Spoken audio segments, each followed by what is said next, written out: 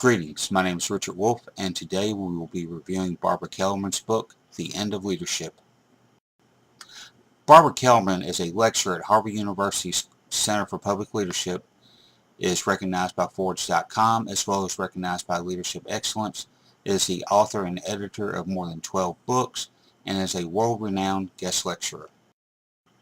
The purpose of this book is to analyze why the leadership industry, while being a successful business model, has failed to produce very many successful leaders. It also analyzes how leadership has devolved over the years. The target audience of this book is anyone who seeks to analyze how leadership has changed and why the leadership industry has failed.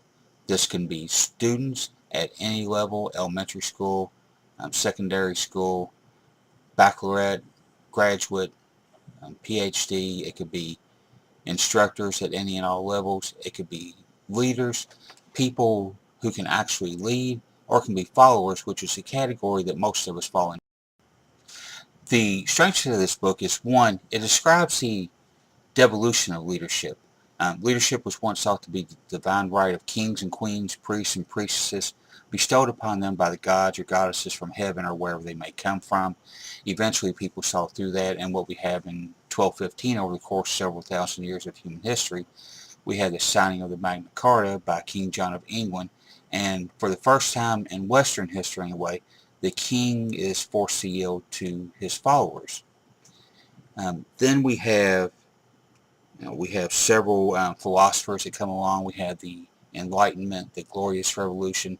Then we have several real and bloody revolutions that occur where people are fighting for more liberties, to be more part of the decision-making process. Then we have the tipping point of power as it shifts from the people at the top to the people at the bottom. Also, Kellerman discussed the effects of a lack of leadership. The effects are is basically we end up with $1 billion leadership industry that has failed to produce effective leaders. What it has produced, however, is followers that chase who they believe to be the next best leader, and so therefore we're not creating leaders, we're creating followers, and we're perpetuating the crisis. Kellerman discusses institutional leadership, where Harvard and Dartmouth has made leadership a part of their mission statement where it wasn't before. Kellerman also describes how change occurs.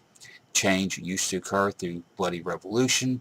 Now, with Gandhi, we see basically civil disobedience, peaceful demonstrations, peaceful resistance, and that spread through Martin Luther King, and several others.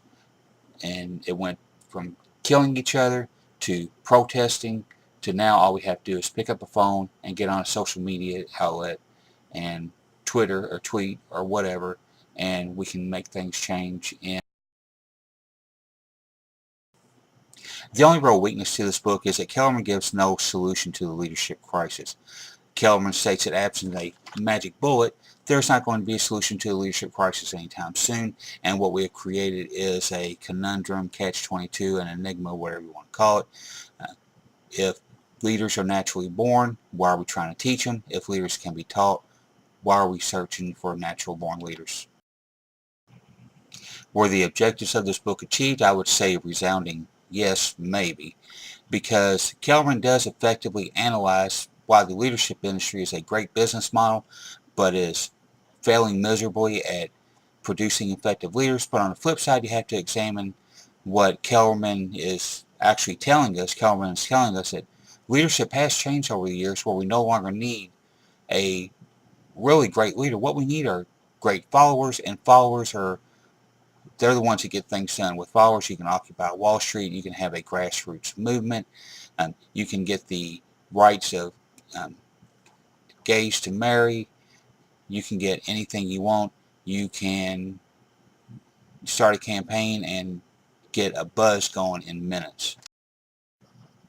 My recommendation for this book, every student beginning in high school, this is a book that people need to read to question, why am I being trained to be a leader when actually I need to be trained to be a follower? Not everyone can be a true and effective leader, but being an effective follower is much better them being an effective leader, effective followers.